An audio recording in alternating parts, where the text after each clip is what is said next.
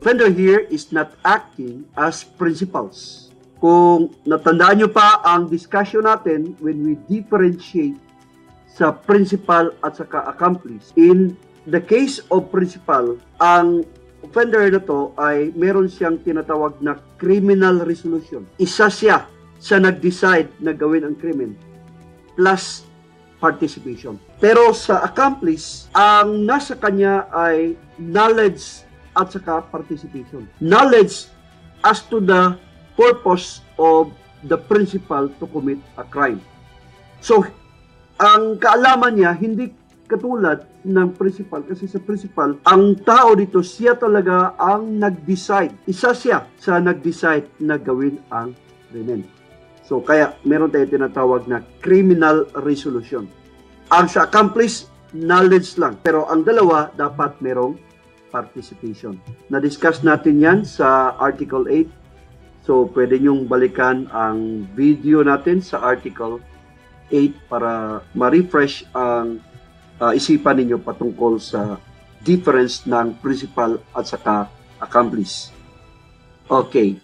The act of the offender is cooperate. Nakisabay siya. Cooperate in the execution of the offense. Either by previous acts. So, ang cooperation niya, previous acts, meaning to say, bago pa sinagawa ang krimen, nag-participate na siya. Or di kaya, simultaneous acts.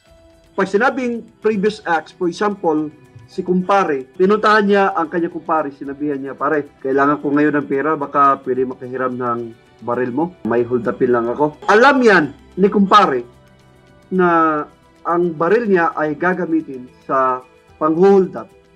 Kung pinahiram niya ang kanya kumpare at saka ginawa ni kumpare ang pang-hold up at saka nahuli siya, nalaman na ang baril na gamit ni kumpare ay baril ni kumpare na pinahiram lang sa kanya, then si kumpare na nagpahiram ay liable as accomplice by previous acts. Another accomplice is simultaneous acts. Sabay, kagaya ng isang situation na sinabihan siya ng isang hold-upper na baka pwede ka maghintay doon sa labas. Ang gusto ko lang hold-upin ang bangko. Na lang, hintay ka sa labas at saka sabihan mo ako pag may pulis na dumaan. Yung paghintay niya doon, acting as lookout, that is known as simultaneous acts. Pero pag yung tao na yan, bago pa sinagawa ang krimen, nag-usap-usap sila na gagawa ng krimen, isa siya sa nag-decide na gawin ang krimen, meron tinatawag na criminal resolution on his part, kahit na ang kanyang participation ay lookout lang, matawag pa rin siyang principal. Bakit?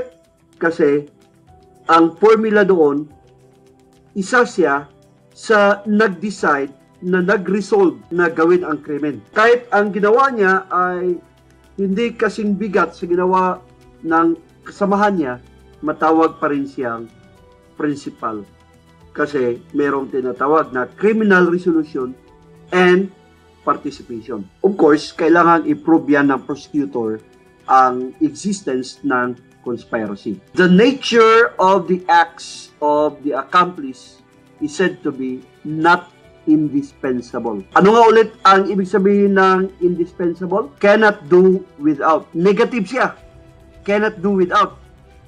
And then merong negative na word dito. So pag may negative dito, may negative dito, positive na. So ibig sabihin, can do without. Ibig sabihin, ang participation pala ng accomplice, hindi ganon ka-importante sa principal. Pwede magawa ng principal ang krimen kahit wala ang accomplice. Kagaya nung nabigay natin na halimbawa, pinuntahan ni kumpare ang kanya kumpare, nanghiram siya ng baril, nabihan niya ang kanya kumpare, gusto ko lang mag-hold up. So, hindi siya pinahiram ng kanya kumpare. Ibig ba sabihin na hindi na magawa ang krimen? Magawa pa rin ang krimen. Kasi kung hindi man siya pinahiram ni kumpare, makahiram siya possibly sa ibang tao or may ibang paraan na gagawin niya para ma-hold up ang bangko. So, ang participation ng kumpare nung pagpahiram ng baril, hindi yan indispensable. Meaning to say, hindi natin masabi sa situation na hindi magawa ni kumpare ang pang-hold up kung hindi siya pinahiram ng baril ng kanyang kumpare. Magawa pa rin niya ang pang-hold up sa ibang paraan. So, that is the meaning of not indispensable. Ang situation kasi na ito, hindi kagaya nung nangyayari kay A, B at saka si C na nagpaplano na hold upin ang bangko. Kaya pumasok sila doon sa loob ng bangko. Nang hold up sila.